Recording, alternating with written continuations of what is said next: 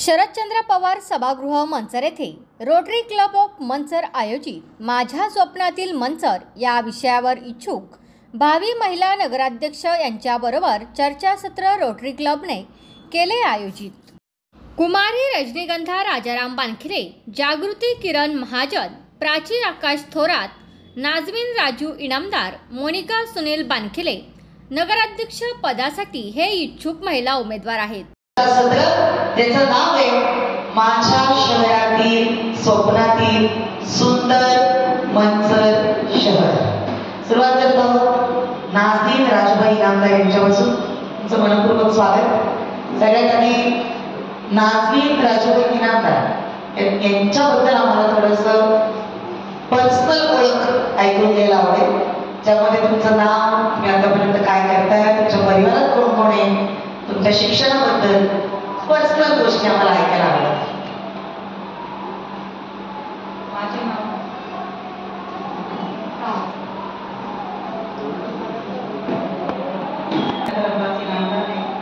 मैं राजू इनामदार, मंचर उपसरपंच, माजी उपसरपंच की वाइफ हूँ। और मेरे ससुर यहाँ पर मोहम्मद गुरुजी इनामदार है, टीचर रह चुके हूँ। मैं सुशिक्षित घर की लड़की हूँ। मैं 10वीं पढ़ी हुई मराठी मीडियम से महात्मा गांधी विद्यालय, यहाँ से पढ़ी हुई लड़की हूँ।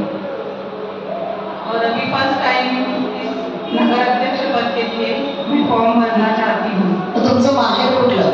मंचर आणि सासर पण मंचर? सासर पण मंचर, दोन्ही मंचर आहे। पण नगराध्यक्ष पदच का?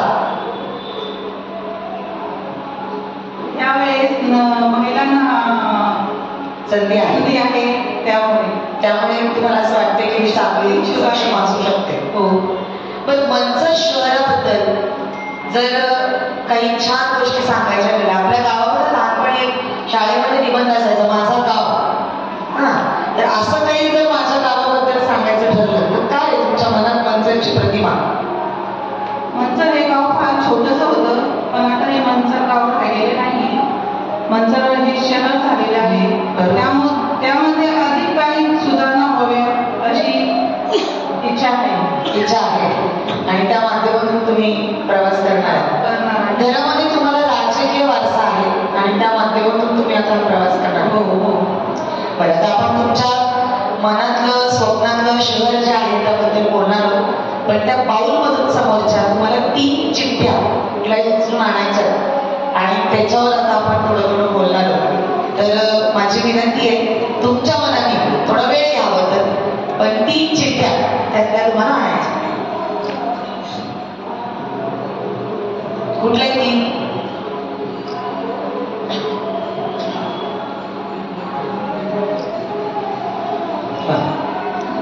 येस, तर 3 चिठ्ठ्या माझ्या हातामध्ये आल्या। देता नाजमीन भाभींसाठी टाळ्या वाजूया। बघत काय मुद्दे आले त्यांच्या वाट्याला, ज्या मुद्द्यांवर ते स्वतःला सिद्ध करू शकणार आहेत आणि मंचर शहराच्या नागरिकांसमोर आपलं मनोगत मांडू शकणार आहेत, त्यांच्या स्वप्नातलं शहर मांडू शकणार आहेत। तर सुरुवात करूया।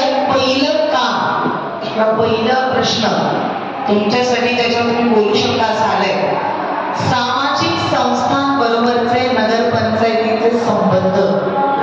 आता सामाजिक संस्था जसं की रोटरी क्लब एक सामाजिक संस्था आहे, अनेक अशा संस्था आहेत, तर नगरपंचायतीची काय भूमिका पाहिजे की या सामाजिक संस्थांना आपण कसं बरोबर घेऊन चाललं पाहिजे, याच्याबद्दल तुम्ही काय सांगा? तुमच्या मनावर आहे, फक्त एवढंच आहे की तुम्ही जे काय करा बोला सगळी जनता मानणार आहे, त्या दृष्टिकोनातून तुम्ही करा। सामाजिक संस्थाबरोबर संबंध, यामध्ये रोटरी क्लब हा लायसन्स क्लब यासारख्या मोठ्या संस्थांबरोबर करार करून त्यांना सुविधा उपलब्ध करणे व त्यांना योग्य त्या दिवशी त्यांच्या कार्यालयात जागा उपलब्ध करून देणे व जागेच्या संस्थांमार्फत रोजगार योजना, शिक्षण योजना यासारखे प्रकल्प राबवण्यासाठी उपयुक्ता करणे व त्यांची मान सन्माने वागणूक करून देणे हे अच्छा, म्हणजे सर्व सामाजिक संस्थांना सन्मानपूर्वक त्यांना ज्या ज्या गोष्टी पाहिजेत त्या उपलब्ध करून देणे, मला वाटतं रोटरी क्लबसाठी हा खूप महत्त्वाचा मुद्दा ठरेल. कारण की सामाजिक उपक्रम रोटरी क्लबच नाही, खूप अशा संस्था आहेत की ज्यांच्या माध्यमातून राबवल्या जातात आणि त्याला नगरपंचायतीची जर साथ मिळाली तर चांगले काम पुढे राहतील. तुमच्या आज रोटरी क्लबच्या या कार्यक्रमामध्ये या सामाजिक संबंधांप्रती पहिली एक गोष्ट अशी कुठली आहे की मी नगराध्यक्ष जर झाले तर या सामाजिक संस्थांना माझ्याकडून ते योगदान राहील, अशी एक गोष्ट कुठली? मी आता जे सांगितलं त्याच्यापैकी पण सांगू शकतात, पण एक प्राधान्य तुम्ही सांगायची, एक पहिली पिढी झाल्या ही गोष्ट करेल. कारण काय माहिती का, सामाजिक संस्था या आर्स आहेत तसं पाहायला गेलं तर त्या समाजाला जागेवर पण आणतात आणि समाजाला एकत्रित घेऊन प्रवाहाने पण चालतात. मग त्यामध्ये रोटरी क्लब आहे, लायन्स क्लब आहे, अनेक क्लब आहेत आणि सामाजिक सेवाभावी संस्था आहेत, त्या माध्यमातून ते प्रयत्न करत असतात. तुमचं काय योगदान राहील पहिलं असं तुम्हाला वाटतं?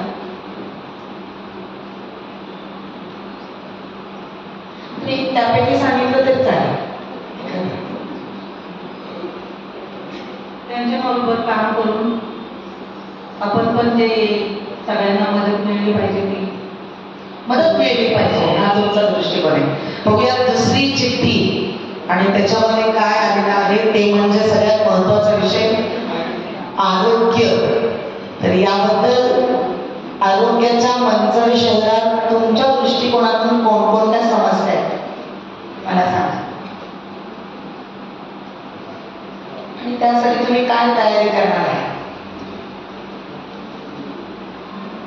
सर्वप्रथम ग्रामीण रुग्णालय या ठिकाणी गोरगरिबांची जे हाल होतात आणि त्यांना चुकीच्या मागणी डॉक्टरांकडून किंवा तिथं कर्मचारी जे काम करतात त्यांच्याकडून होतात ते होऊ नये यासाठी आपण प्रयत्न करून त्यांना सांगू, म्हणजे हे गोरगरिबांचे जसे हाल होतात तसे होऊ नये आणि त्यांना बरोबर वेळच्या वेळी औषधे किंवा उपचार ते मिळावे.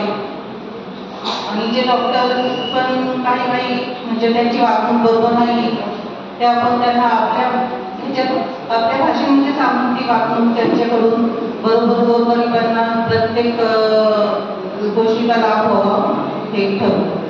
आरोग्याच्या बाबतीत तुमच्या डोक्यामध्ये सगळं प्लॅनिंग आहे.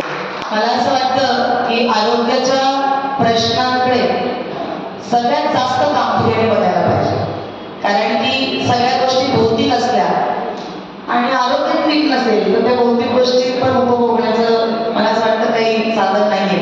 त्यामुळे आरोग्य खूप महत्वाचं आहे. आज मंचर शहरामध्ये प्रमुख समस्या आरोग्याची आहे असं तुम्हाला वाटतं का? असं तुम्हाला जाणवत आहे का की आरोग्याच्या सेवा अजून पाहिजे? हो पाहिजे मंचरमध्ये, कारण की जास्त करून काही झाले तर इकडचे डॉक्टर्स पुण्याला घेऊन जावा असं म्हणतात, तर मंचरमध्ये पाहिजे. इमर्जन्सी काही आली की प्रॉब्लेम होतात. हो येस, आता यांचा पॉइंट ऑफ व्ह्यू आपण ऐकलाय आरोग्याबद्दल. अजूनही कोणालाही आरोग्याचं येऊ शकतं चिठ्ठी. आपण बघूया तिसरा मुद्दा काय आहे. पहा, अत्यंत जिव्हाळ्याचा विषय पाणी पुरवठा. याबद्दल काय म्हणणं आहे तुमचं? तुम्ही जर नगराध्यक्ष झाला तर तुम्ही काय उपाययोजना कराल?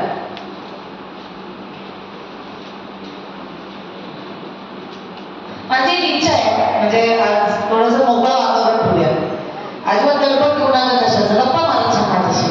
मी छान प्रश्न विचारते की नाही, माझ्याकडे कुठली स्क्रिप्ट नाही, एकदम छान मनाला वाटेल तसं. आणि मला रोटरी क्लबला जे अपेक्षित आहे ना ते असं आहे, मी एका वाक्यात सांगते की मी नगराध्यक्ष झाल्यानंतर मी काय करणार, बस एवढंच भविष्यातलं बोलायचं सगळं.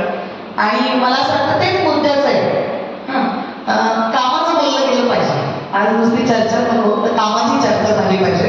तर त्या मुद्द्यांवर आपण गप्पा मारूया, चर्चा करूया.